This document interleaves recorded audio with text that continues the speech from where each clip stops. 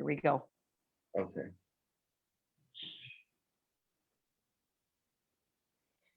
Fantastic Friday, Facebook community, family, and friends. Kelly Chiasson here. I am coming to you live today with a fantastic gentleman, friend of mine. He's over there waving. Yeah, Mr. Rob Lawrence, who is one of our incredible co-authors in our upcoming book, launching very soon, Untold Stories. I'm Kelly Chiasson. I am the author lead here with Landed for Success. And I am just so excited for all of you to have the pleasure of meeting. If you haven't met him, because we've hopped on here before, but if you haven't had the chance to meet him, you get to meet him today. And for those of you that have had an opportunity to get to know who he is, well, then you know the treat that you're in for. So, Robert, Yes. Happy Friday, TGIF to you. How are you? I'm well, Kelly. Thank you. Happy Friday, TGIF, and good morning from California. You know, we're 3 hours behind from the East Coast, so it's still morning. So Right. Good morning, everyone, and happy Friday. Yes. Yeah, I love it.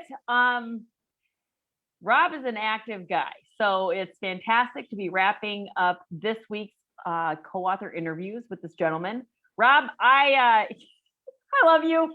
To all of you, like we're like best friends for life now, forever. We've had the opportunity of getting to know him in another collaborative project, co-authored project last year, and 30+1 Resilient Stories, which hit #1 bestseller internationally. It's fantastic. This gentleman has a tremendous. Yeah, you're already #1 now. We're shooting for #2, so let's rock and roll. Yes. But it was just, you understand, and I love your admiration and appreciation for stories, the power of stories, the empowerment that comes with sharing stories.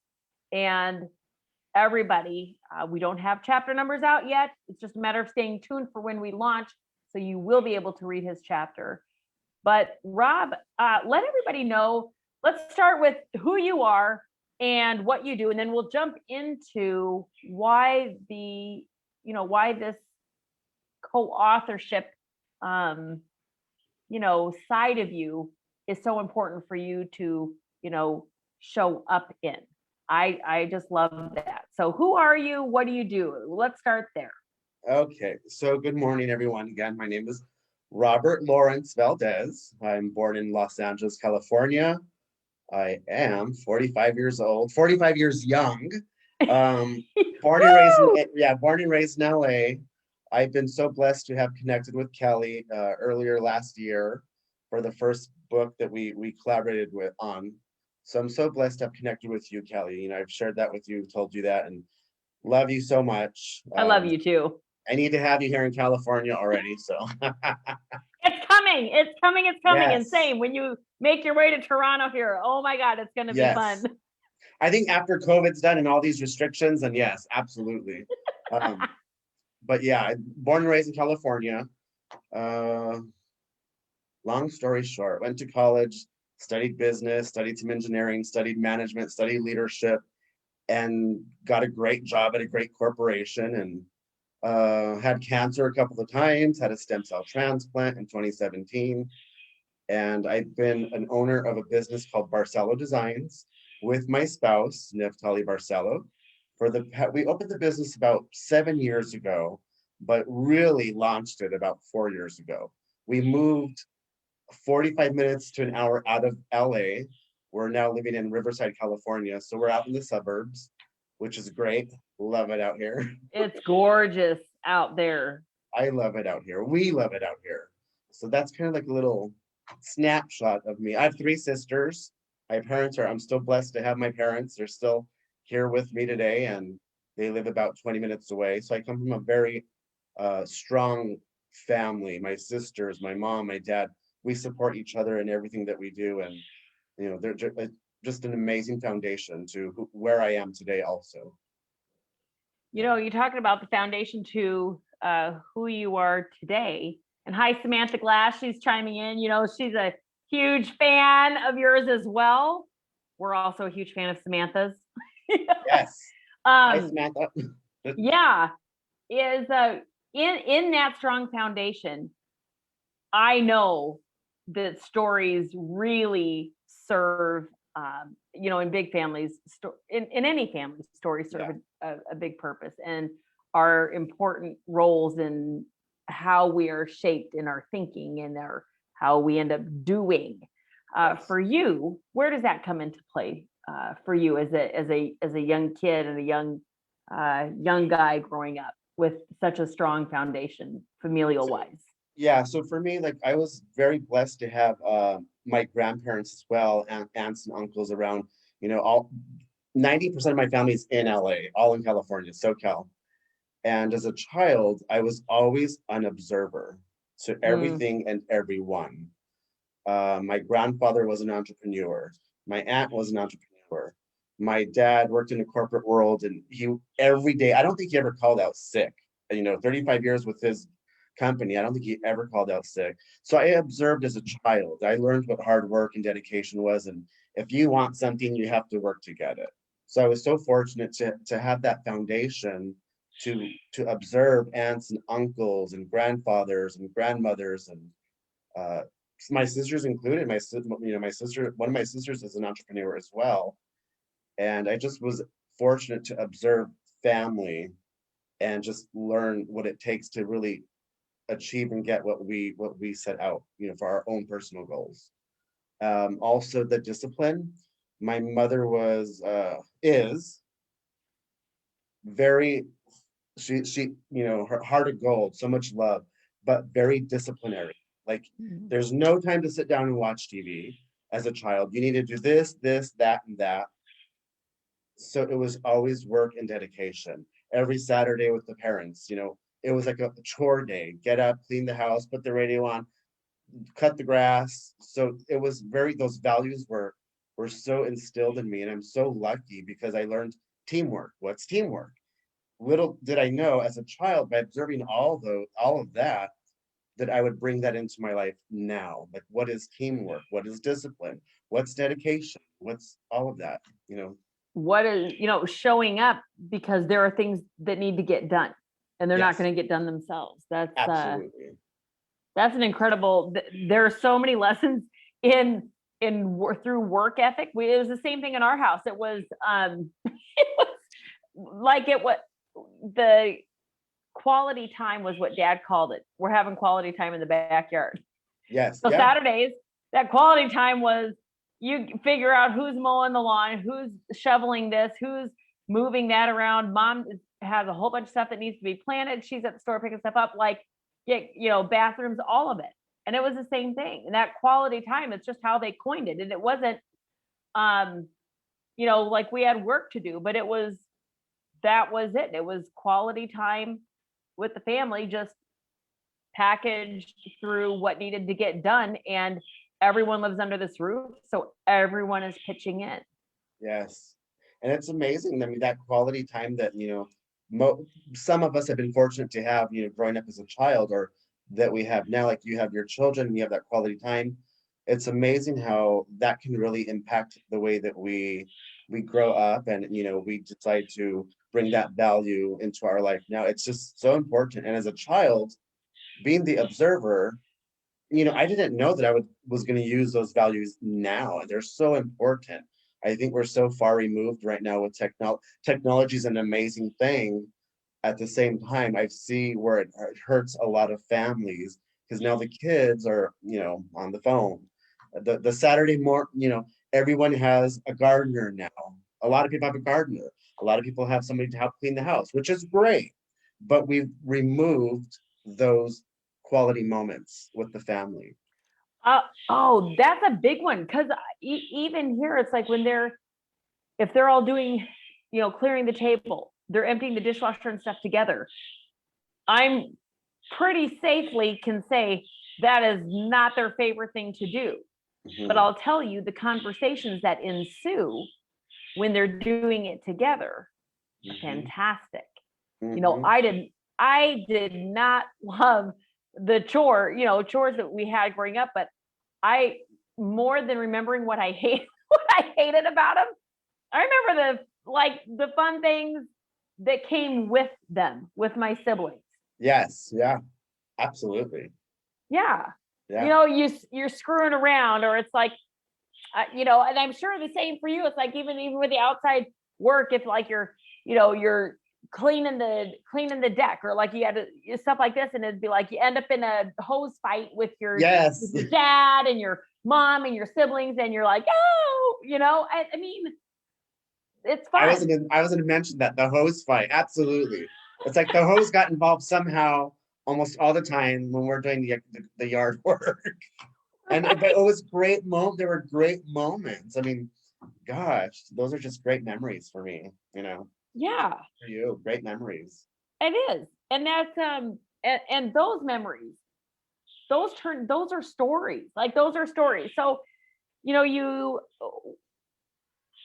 when you were introduced to the collaboration of 30+1 resilient stories, Yes.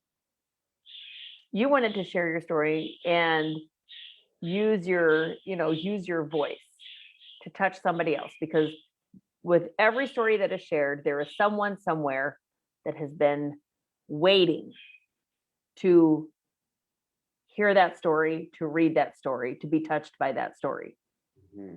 Yes. So you're an international best-selling author, #1. Why do you want to share again? Like, why was it important for you to continue down a path of authorship? So it's so interesting, that question. Before I connected with you and the group last year for 30+1, my goal for the past like 4 to 5 years was to write my own project book called Live for Life Now. And I was able to put a snapshot of that into 30+1. So my goal had been to share my story. And because when I was sick, a few years back, I was looking for books out there. I was looking for stories. And I read a couple, but they didn't really resonate with me. So I said, I need to share my voice, because there's so many forms of cancer, but I couldn't find any that really hit me, which was Hodgkin's lymphoma. So I decided to share my story, a snapshot in 30+1. And then with this second project, I thought it was such a great segue, leaving that project or finishing that project, coming into this one, which is, Landed for Success. So I want to continue my voice as long as I have a voice to share. Just because I did 30+1, it doesn't mean my voice will stop. As long as I have a voice, it will continue, because especially in the times now, COVID and so many other things that are happening in the world, there's so many voices that need to be heard still. And the best way that the thing that I have is the power to at least share my perspective on what I see in the world, success, spirituality, sickness, whatever it may be. We all have a different story to share. And I think it's so important to continue that journey for me, because it's also like a healing process. And it keeps me motivated. I found my purpose. I found another purpose, which is writing. And I've always written since a child. I've written so many things. Not books, but I have like journals and journals of at least 1,500 different things I've written. So it's always been a part of me. And now that I'm older, I get to now put all of that into a more, what's the word? Makes sense. Now it makes sense as an adult. So I get to take everything that I wrote as a child and now put it into sense of how it fit into my life and how it still fits in my life. That's when it makes sense, that tying, that bringing it together, it's a great way to get a sense of the full circleness, if you will, of your life. Mm-hmm. It's one thing to reflect on it and understand that and acknowledge it and recognize it. It's another to go a step further and be able to engage in heartfelt exchanges about what that has meant for you or for me or for for ourselves. And then it's another to actually put it into writing and paper and be able to really see it. Mhm. And in a way that is gifted out to others to be able to visualize and then resonate with that, or be Yes. inspired by it to a degree that even if they didn't have anything close to your experience, they can resonate with your level of strength, the strength and inspiration that you brought to that experience, and probably will know at least one person in their lives that it will serve to be inspirational to as well. So that is that's incredible. Untold stories. How has it shown, for you, how does that empower you? How has that empowered you?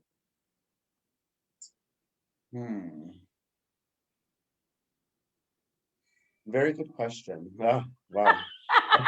I got you. That's a good question. How has it empowered me?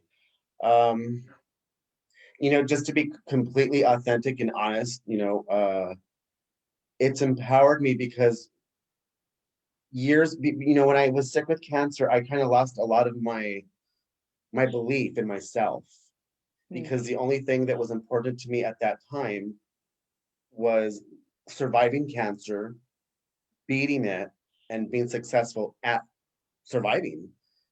And I didn't really believe that I had a voice back then.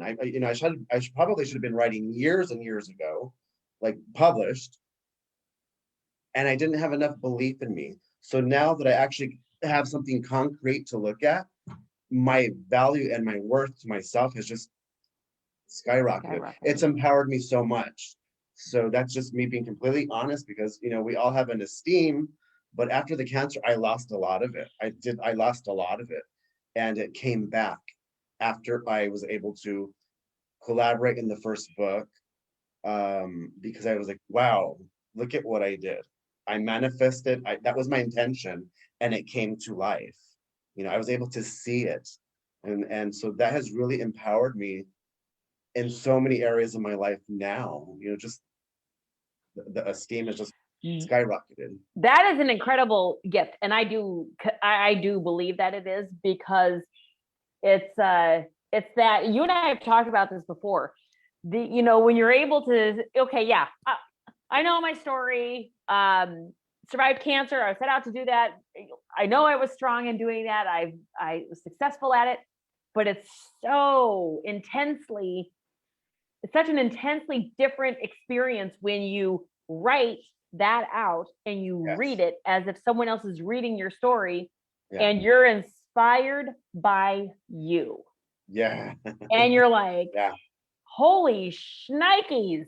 Mm-hmm. That's amazing. And not in everyone should just know how awesome I am. It's, you see how other people are going to feel when they read your story, and that's about you from through a different lens, and that's incredible. Yes, I think it's just been such a blessing, and because the second book, I really don't. With the book that we're doing now, I talk about the cancer a little bit, because it's more about what success is for me and how I choose to define it now. And as a child, I saw success as, oh, you have to live in a beautiful home and have this kind of car and have this kind of degree and wear certain clothes. That's what I thought success was as a child. Then when I had this huge,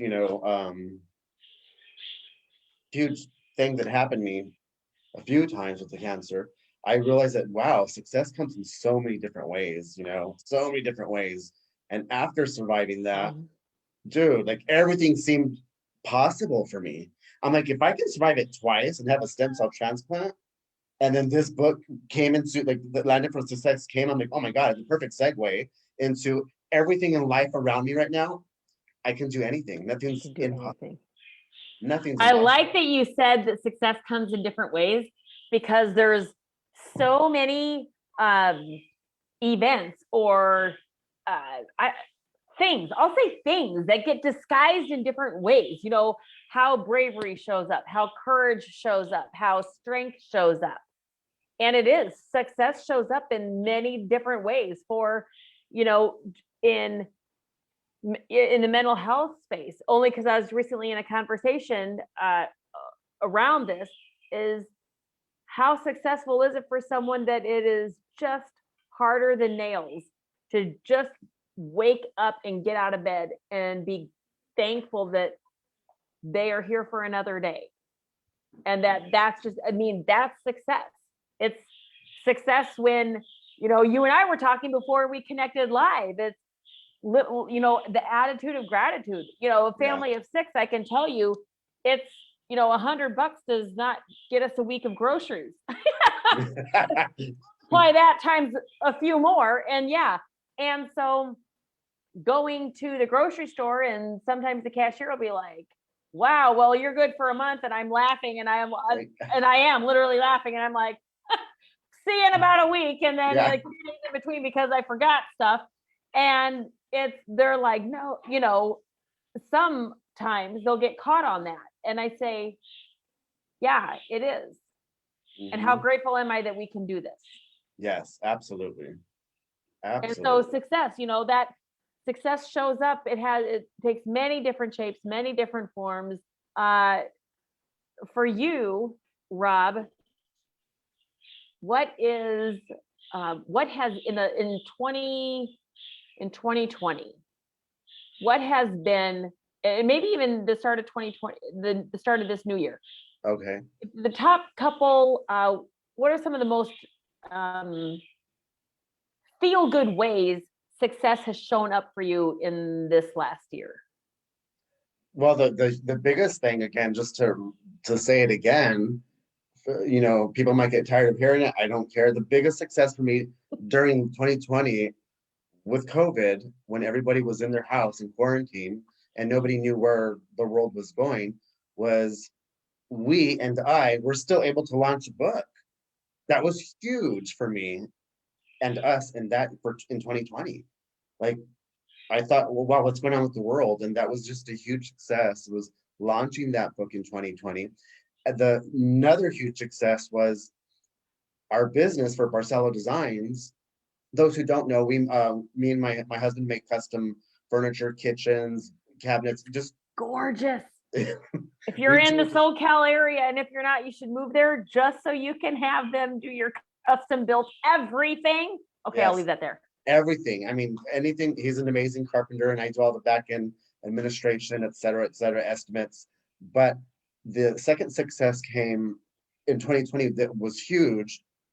Was we thought, oh my God, COVID's going on. People are losing their jobs. People are getting unemployment. We thought, oh my God, where's the business going to go? And it did slow down for about a month.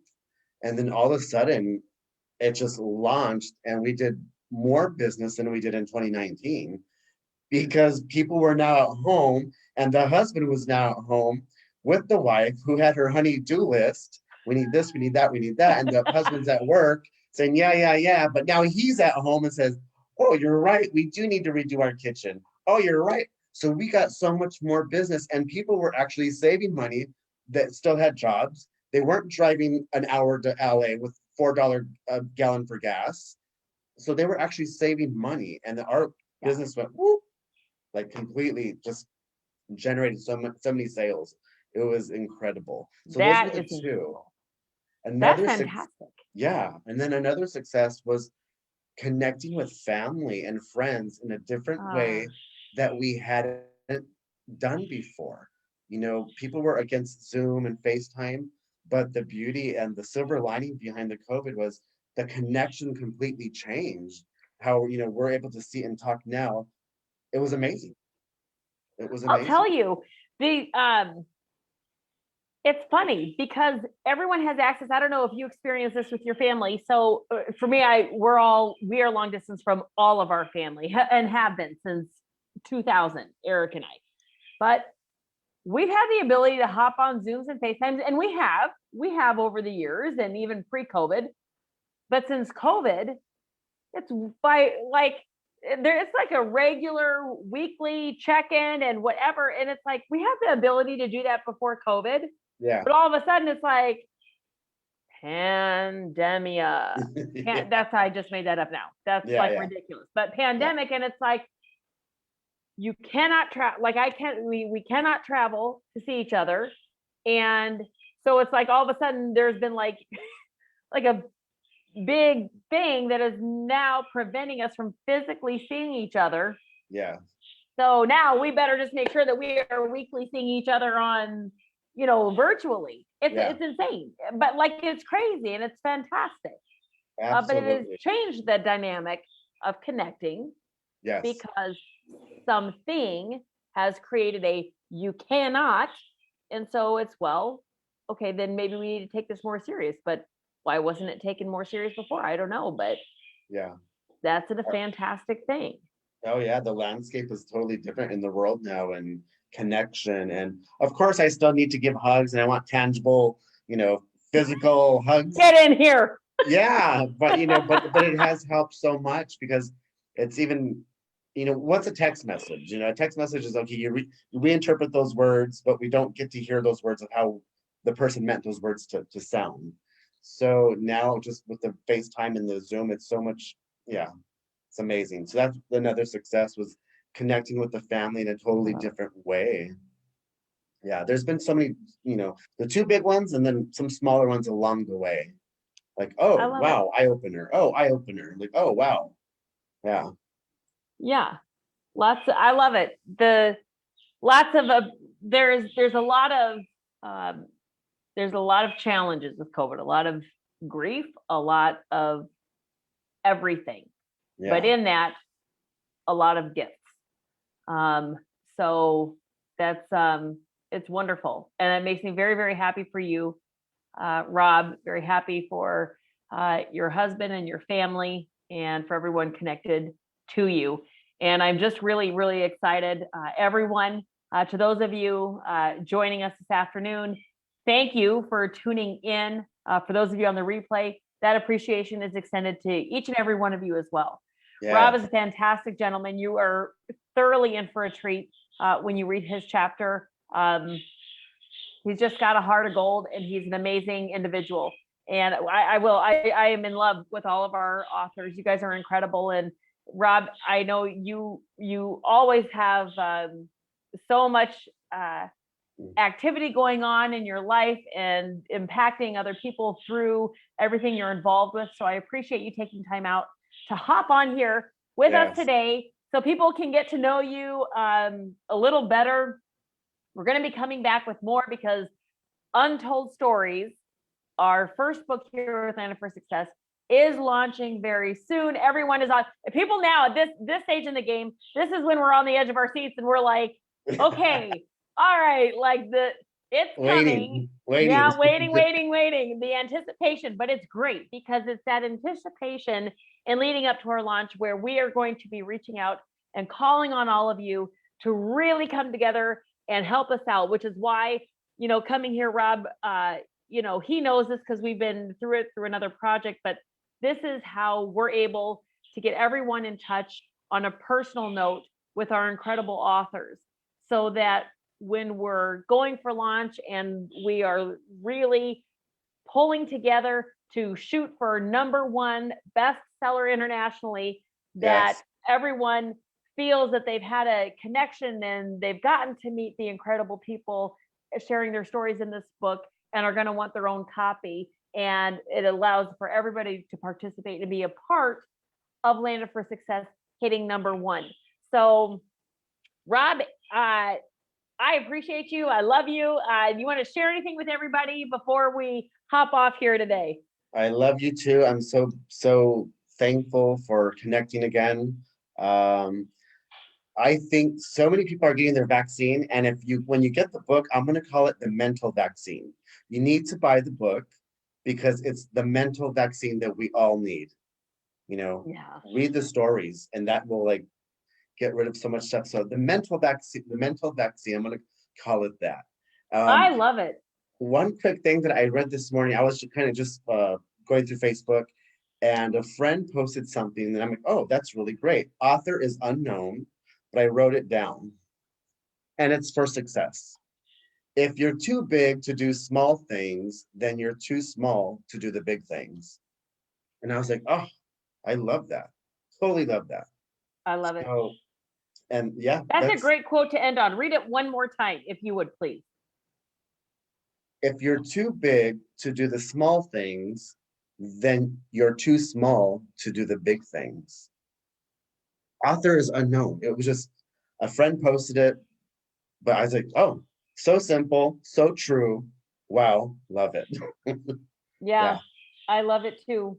All right, Yes. everyone, have an amazing rest of your Friday and your weekend. Happy Easter to everybody Happy who Easter, celebrates Easter. Enjoy your time. Regardless, stay well, be well, and stay tuned for Landed for Success. More author interviews are coming, and details for the launch will be coming soon as well. So definitely keep your eyes out. You know, Rob Lawrence, you can find him on Facebook. You plug into what he's doing, navigate. I mean, you'll love it, and you'll reach out to him, connect with him.